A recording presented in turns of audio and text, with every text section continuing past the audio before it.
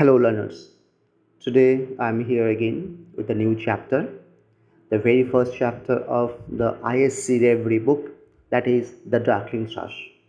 And in today's video and in this through my audio, I'm going to discuss the poem in detail. I'm going to discuss the key points of the poem. I'm going to discuss stanza wise explanation. So if you watch the entire video, you will have a clear, simplest idea about this poem, The Darkling Thrush. So, The Darkling Thrush, the poem, is one of the most widely praised and written about poems of Thomas Hardy. Originally, the title of the poem was By the Century's Deathbed. The poem could be understood as symbolically marking the end of a century and the beginning of a new one. It must be remembered that Queen Victoria died on 22nd of January 1901, thus marking the end of a great era, that is the Victorian age, in English history, literature, and culture. The first two stanzas of the poem describe the bleakness of the countryside on a dark, cold winter evening. So now, learners, before I go into other points, let me just come to the stanzas and let us discuss the stanza-wise summary. So if you see, the very first stanza starts with, I leant upon a coppice gate when frost was spectre grey, and winter's dregs made desolate the weakening eye of the day. The tangled vine stems scored the sky like strings of broken lyres, and all mankind that haunted night had sought their household fires.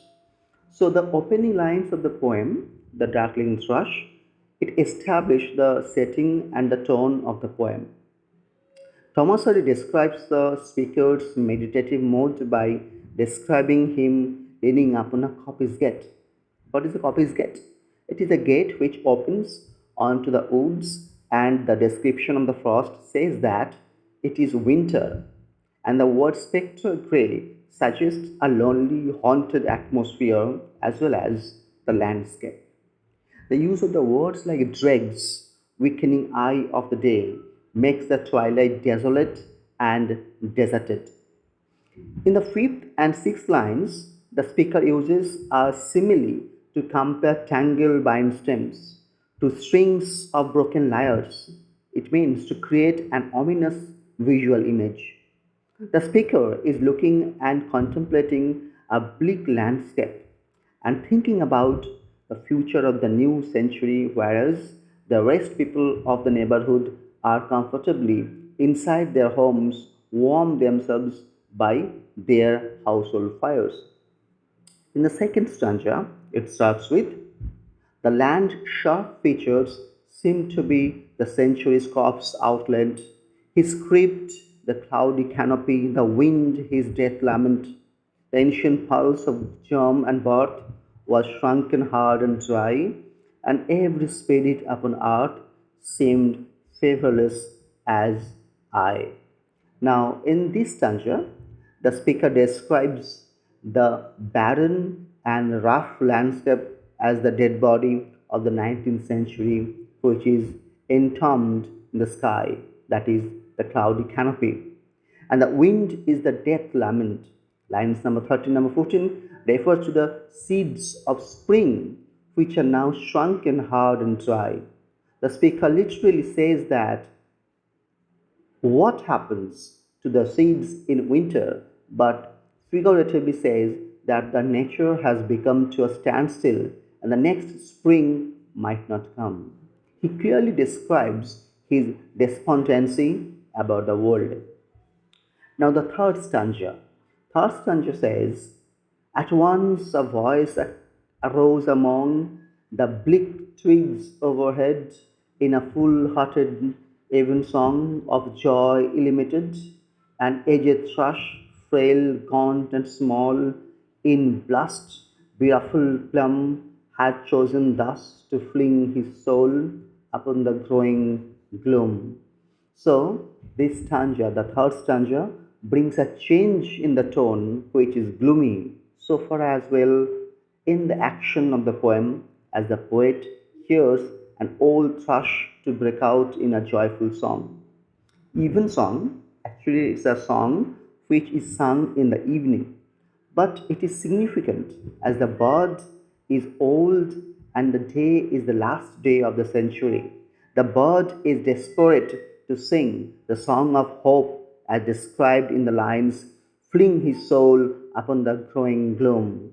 This very spirit of the aged bird is the echo of the speaker's own emotions. The last stanza reads, so little cause for carolings of such ecstatic sound was written on terrestrial things afar or nigh around, that I could think there trembled through his happy good night air some blessed hope of which he knew and I was unaware. So, in this way, the poem ends, and in this final stanza, the poet expresses his incredulity at the old thrush's singing, that is, the carolings. In fact, he expresses his wonder what on this earth could make it so happy to sing such a sweet song in such a gloomy evening. The joyful song of the bird amidst such a landscape and atmosphere is so striking, then it puzzles the speaker. He recognizes the joy of the song but cannot himself become happy. Now, some of the figure of speech which are used in this poem, can be like alliteration, like the phrases like tangled, bind stem scored the sky in line number 5, like metaphor, wakening eye of the day, line number 4, simile, like the tangled bind stem scored the sky like strings of broken lyres, line number 5 and 6. So here in this simile part, here plant stems are compared to the strings of broken musical instrument. So in this way, my dear learners, I hope you have some kind of idea about the poem. Now, if I come to the title of the poem, it can be the comment can be made that in such a moment, a joyful, rather ecstatic evening song of a thrush is heard, and some ray of hope and joy penetrate into the despondent soul of the poet. The bird is aged, thin, small, but singing desperately as if the thrush is desperate to bring some hope in the bleak and gloomy world. In fact, the thrush is the harbinger of hope to the hopeless and darkening world. So, this last stanza of the poem can be taken, or it is as important as it itself appropriates the title. So you can make your comment that what are the things you need to learn in detail. So then I can make another video on this poem, The Darkling Thrush. Till then, take care of you. Goodbye.